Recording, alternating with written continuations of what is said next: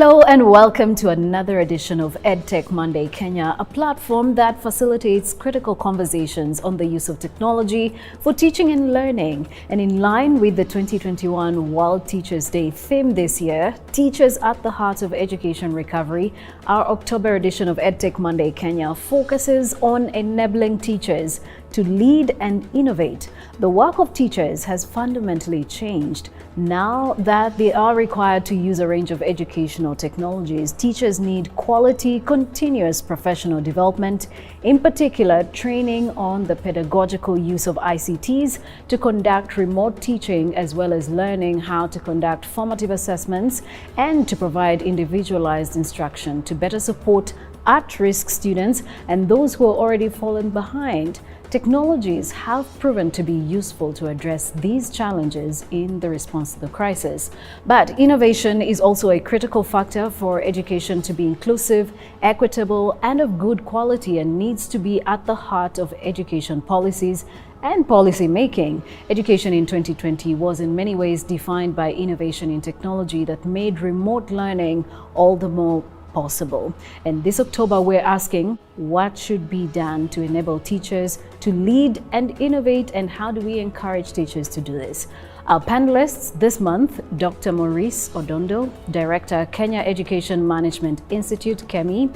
We also have Miss Tabitha Njeri Maina, who is a teacher at Mungu High School. She is the Senior Head of Department of the Sciences, a trained physics and maths teacher champion and champion for teachers to always use IT in their lessons. And of course, not to forget our sign language interpreter, Rose Omolo, and I am Joy Doreen Bira, your moderator and host. And it's going to be a great conversation, but I want to start by asking, what's it like being in the teaching profession today with all the changes? Let me start with Tabitha.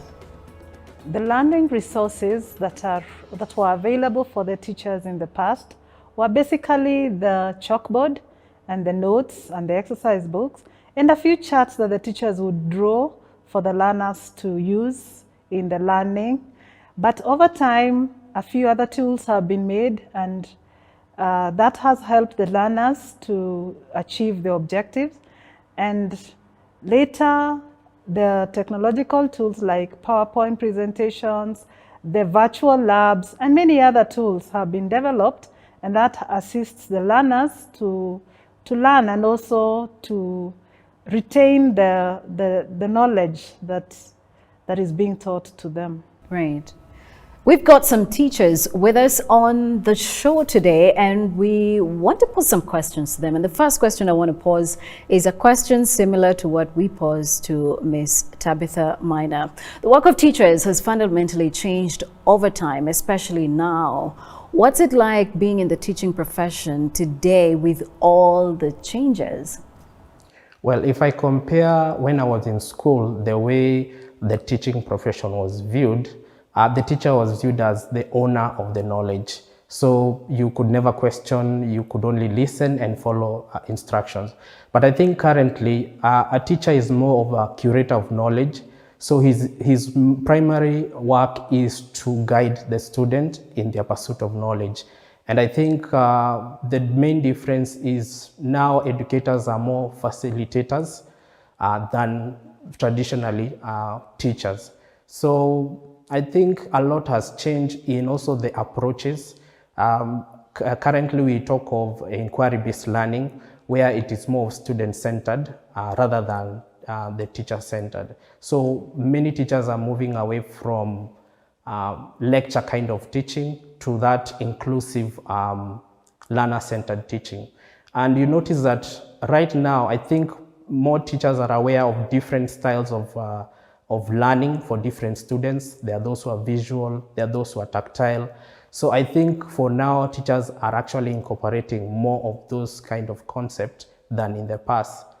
With CBC, I think it's a good change because even the learners enjoy school.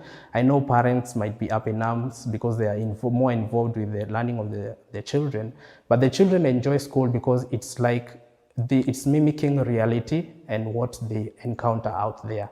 So I think the marriage of what we expect to see out in the world, and the classroom is what is bringing in a lot of changes with the CBC. All right. Maurice, I want to hear from you as well. What are some of the changes you've observed in the teaching profession? Looking at the landscape so far, and stretching from the year 1963 to date in matters capacity building, a lot of changes have occurred in this country. Initially, the emphasis was on face-to-face training with the flip charts, with the permanent marker pens, but a lot more has occurred. And going forward, we are now handling the 21st century education managers and the teachers who are techno-savvy, and the delivery of the very program for education managers and teachers really have to change. And that has taken the right course, and going forward, we are on course, delivering the desired program to education managers and teachers using e-learning platforms. Mm-hmm. Possibly, maybe I can first of all start by moving back to the time I started teaching. Teaching used to be viewed like a profession where the teacher just stands in front of the students and you become the source of all information and knowledge. Things really changed because the learner that time is not the learner that we have today. These people are exposed to so much technology, source of information is so much close to them, they're able to get it very fast, and therefore we had to transform. I, as a teacher, adopted the teaching using technology so that I also keep in touch with the growing child and so that you still remain relevant to their guidance. Largely, we moved from lecture method, where the students used to sit back and listen to us, take the all important notes, of course, all important in quotes, because largely they could not follow. We adopted the use of technology, and the teacher now turns the role of a guide. You become a person that walks with the student and guides them in their path of learning. What are some of the lessons learned through the pandemic period, and what would you suggest be done to better the teaching profession? Well, particularly for teaching, the biggest lesson I've learned is that a teacher needs to be a lifelong student, because there are so many opportunities that are out there to assist you. There are so many tools that you can use as an educator out there that can help you in the learning process. But if you're not willing to be that teacher who is a lifelong student, then some of these things might look impossible. For example, there are some apps that are there that actually use gamification to make learning more interesting. And I've really seen my students enjoy some of these games. And I present them as games, but at the back of my mind, I'm doing evaluation. I'm collecting data. I'm seeing what the students know and what they don't know. But because of creating that atmosphere of this is a game, it's a competition, you see those students who would normally not engage with you in class, they are putting their best foot forward, and you can actually see a lot of what they know from having such engagements. And I think we need to move away from that traditional sense of we are in school to cover the syllabus and prepare for exams, but we're in school to learn techniques, we are in school to learn skills that will help us to do whatever we want in the future. Well, like you mentioned, the disruption to education was never thought of. Nobody ever imagined that education and schooling could be stopped for such a long time. Luckily, I had got involved with an organization that was ILIMU, learned the basics of using technology in teaching. I became the best among that group. And using the tools that time, even before the pandemic, I could be able to still keep on teaching the students. Of course, minimally, because there were so many challenges depending on the background of the students. When the pandemic happened and the students went home, our students are usually very enthusiastic because of that duration they have to go home. But it became evident that we never knew when they were to come back. We never knew how they will come back. We did not even know whether they would come back. So using technology, I kept on trying many things so to be able to engage my students when they were still at a distance. I started on WhatsApp. I knew every parent is on WhatsApp. And using WhatsApp, I was able to keep on sending them some work. They could work on that, give me feedback, and then I could guide them on what it is that they ought to have done. Then we also tried Microsoft Google Classrooms. We also tried Teams. Majority of the students were not able to keep on the classroom most of the time.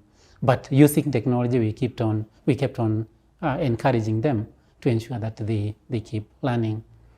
Tabitha, I want to hear from you. What type of technology do you use for your personal, professional development, as well as for teaching? Because, I mean, Mangu High School, I'm sure, has also changed over time.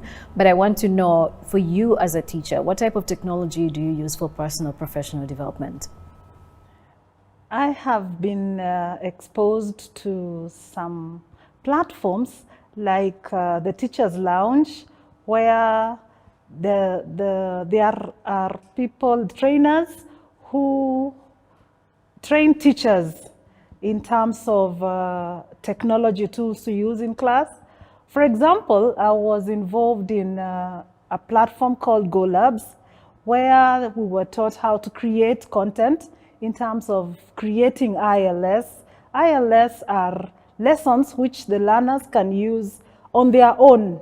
They are self-driven, and the teacher on the other side is able to see what the learner is doing, and that way you're able to see what or to self-pace a learner, and it also helps a slow learner in vis-a-vis even a fast learner, and that is content creation.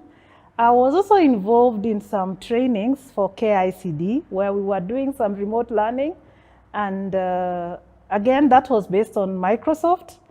And I've also done some trainings in Strathmore for, again, some tools for teaching.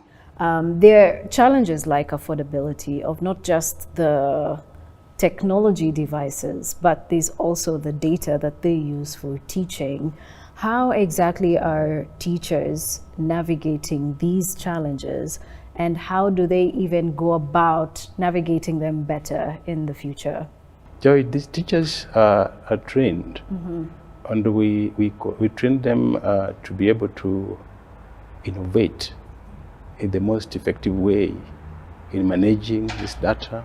Right. And that has enabled them to keep themselves abreast with the demands of the curriculum delivery at the moment. And that has really demonstrated positive progress. And we're glad to observe what is going on. There are a myriad of challenges that teachers will face in their day-to-day work, just like any other profession. But what challenges need fixing in order for you to achieve even better learning outcomes? The provision of the basic technology for the young growing kid is from the parent. And possibly people might think that the kid might look for a lot. The mobile phone is a key tool for the basic learning of technology for that particular kid.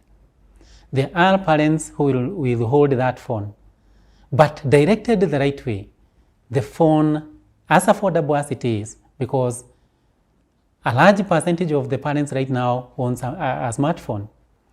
So that could be the first tool that is able to help the kid to grow in terms of acquisition of technological tactics in their growth path. The link that is going to be there when we come to school, since we are already in the front line trying to push for the use of Edtech in teaching, that student, the knowledge that they're able to get out of the devices from home, and even the linkage from right now school to when they are at home is going to be very vital moving forward. There are several challenges that the teacher will face, and amongst them is, would I say, interest, because some of them are they don't have so much interest, or they will look for anything that will make them not innovative or use technology. They will also maybe say it's too difficult, or there's this and that that will make, or there's no time. And yet once they start using it, it will use less time, it is long lasting, and it is, the knowledge is retained more, they'll achieve more with the technology. So the interest is one area I find that is challenging. Another one is exposure. You find that some of them, if they're exposed to these technological tools, they would use them very effectively. Another one is that the level of training of these teachers is not the same. I may be at this level of training, I've been through so many trainings, and another teacher still in the same school may not have the same training. It is my prerogative as a teacher who has been trained to also teach another teacher, or collaborative training. We don't have to wait for a formal training that is called for by KEMI or Semastia or KICD. We can also have collaborative training in the schools, or even in a certain region, or even within the sub-county. You don't have to wait for a formal training. Even after 4 o'clock in the evening, you can organize for a Zoom training in a school, or even just in a lab or in a class, and teach other teachers. You don't even use data at that particular moment in time. You can just use your computer or your laptop, and you train the other teachers on how to use the technological tools in learning. Okay, an enabling environment is also an added advantage, and it is key as well to allowing teachers thrive in the profession. How do we make sure this happens? Because a thriving environment can be literally anything. It could be an incentivized way of allowing teachers to perform better, or it could just be something physical. Maybe we can talk about the pay of teachers, but that's a conversation for another day. What do we need to do to enable these teachers to thrive at what they're doing? Thank you, Joy. What we have to do, and what we have continued to do, is to provide room to enable teachers to effectively collaborate amongst themselves. By collaborating, they will be building teams which will be able to effectively deliver the teaching programs in a more effective way. They'll be able to support one another in the institution of learning. They'll be able to work together, and the leadership of the institutions of learning will be able to put in place strong relationship management. And that has continued to grow. That, of course, we believe going forward will enable our teachers to be very productive. How best can you as teachers be supported to lead and innovate in the ever-changing education sector? One thing that my school, that is Nova Pioneer, Tatu Boys, has done is provide professional development for the teachers.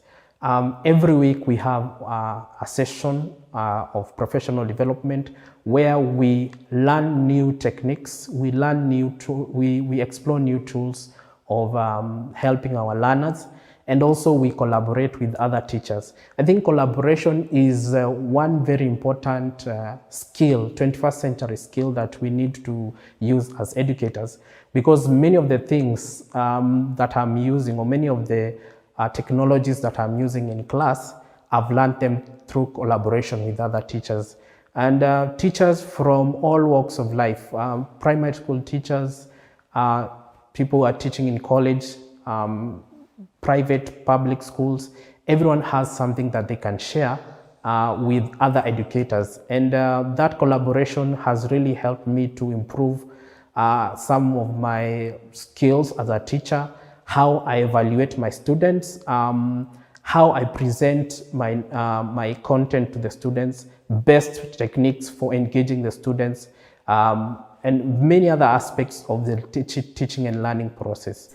I want to ask a question to both Maurice and Tabitha, because as we go forward, we also know that it's not just the teachers who are going to make these decisions. These decisions are made at various levels, policy-making levels. But what is it going to take in this case for us to better the profession? How best should you, as teachers, be supported to lead and innovate? Tabitha, let me start with you. Given the right environment and given the right tools, and also being trained enough for the 21st century. Now that we are even going to the CBC, it's likely to be more challenging, and we expect to be supported. The most important thing is to put in place continuous capacity building in a more comprehensive way. This, we believe, will be able to prepare our teachers, prepare all the trainers, so as to be able to improve the learning outcomes. One thing that Edtech is doing, it is also helping the learner to realize themselves early enough.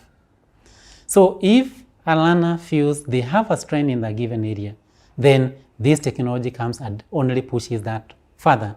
So the student is able to be engaged more, and in the future, because we want to narrow down to what are the aspects of this student that we can nurture, so that this student becomes wholesome and is able to even self-employ as they move forward. So yes, Edtech has really helped in that aspect. All right. So I just want to say thank you for making time to come to Edtech Monday Kenya.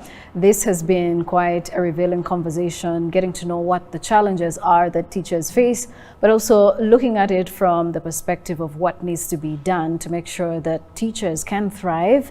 And with the introduction and normalization of education technology tools, how teachers can better enhance their skills through training, and also to the teachers who have shared their voices as well on the various topics that we've had today. I just want to say thank you all so much for your participation. Remember, you can watch this and previous editions of Edtech Monday Kenya on the Mastercard Foundation YouTube channel, and follow the conversations on the Young Africa Works Facebook page.